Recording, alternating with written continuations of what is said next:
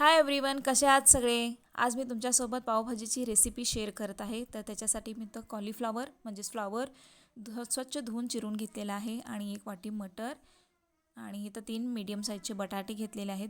बटाट्याला मोठं मोठंच कट करून घेत आहे, कारण आपल्याला शिजवून घ्यायचं आहे, बॉईल करून घ्यायचं आहे, त्याच्यासाठी मोठं मोठं चालेल.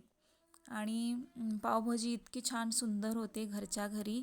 तुम्ही नक्की ट्राय करा ही रेसिपी. आणि आता मीडियम साईजचे 2 टोमॅटो छान लाल असलेले मोठे मोठेच कट करून शिजायला घालायचे आता. आणि त्याच्यानंतर 1 चमचा हळद, चवीप्रमाणे थोडंसं मीठ आणि थोडंसं पाणी घालून आपल्याला इथं काय करून घ्यायचं आहे, आता बॉईल करून घ्यायचं आहे. आता पहिल्यांदा हे स्टेअर करून घेऊया, मी फिरवून घेऊया, कारण की मीठ आणि हळद सगळीकडे मिक्स होऊ दे म्हणून. आता आपण कुकर लावून घेऊया. कुकरला एक 2 ते 3 शिट्टी करायची आणि मग छान असं आपलं मटर, कॉलीफ्लॉवर आणि बटाटो शिजेल. आणि आता इथं शिट्या झाल्यानंतर मी काढते, दाखवते तुम्हाला की कसं शिजले म्हणून. ह्या पद्धतीने बघा. आणि ह्याला मी स्मॅशर्स करताना मला लक्षात आलं नाही तो व्हिडिओ काढायचा आणि विसरून गेले मी. आणि ह्याला आपण स्मॅश करून घ्यायचं आहे छान असं, एकदम म्हणजे बारीक करून घ्यायचं आहे. आणि आता कढई ठेवलेलं आहे, त्याच्यामध्ये मोठे 2 चमचे तेल घालायचं. तेलला गरम करून घ्यायचं छान असं. त्याच्यानंतर बटर पण यूज करायचं, बटर घालायचं. आता 1 मीडियम साईजचा 2 कांदे घेतलेले आहेत, ते तुम्ही बारीक चिरून घेतलेले आहेत. आणि त्याला पण भाजून घ्यायचं छान असं, करपूस म्हणजे लाल होऊस तोपर्यंत भाजून घ्यायचं.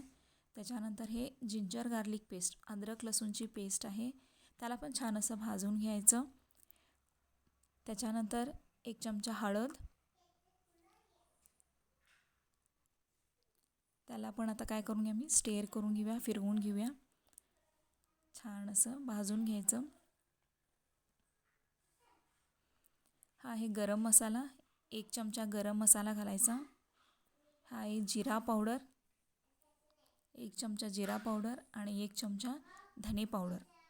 ह्याला पण छान असं मिक्स करून घ्यायचं आणि आपल्या चवीनुसार तिखट घालून घ्यायचं. तिखटला पण छान असं भाजून घ्यायचं ह्या पद्धतीनं. घरी बनवायला पावभाजी एकदम सोपी आहे. आणि हा आहे आपला किंग म्हणजे पावभाजी मसाला, 1 चमचाच घालून घ्यायचं आणि छान असं त्याला आता परत भाजून घ्यायचं.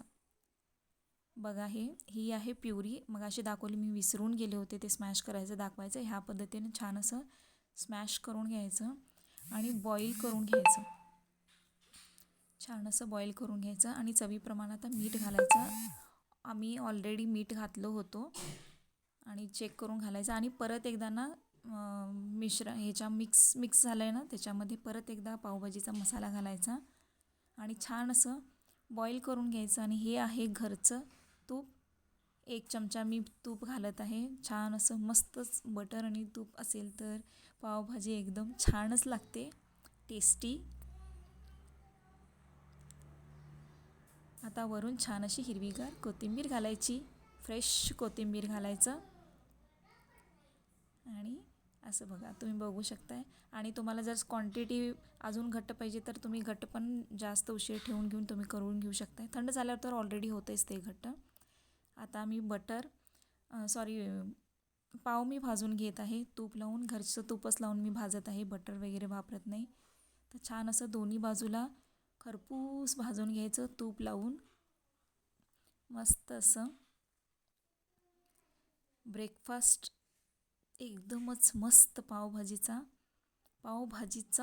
ब्रेकफास्ट फारच छान आहे. आणि मुलं तर आवडीनं खातात. आणि मी तिखट कमी घातले, प्रणीशा खात नाही म्हणून, त्याच्यासाठी तुम्ही तुमच्या चवीनुसार तुम्ही तिखट घालू शकताय.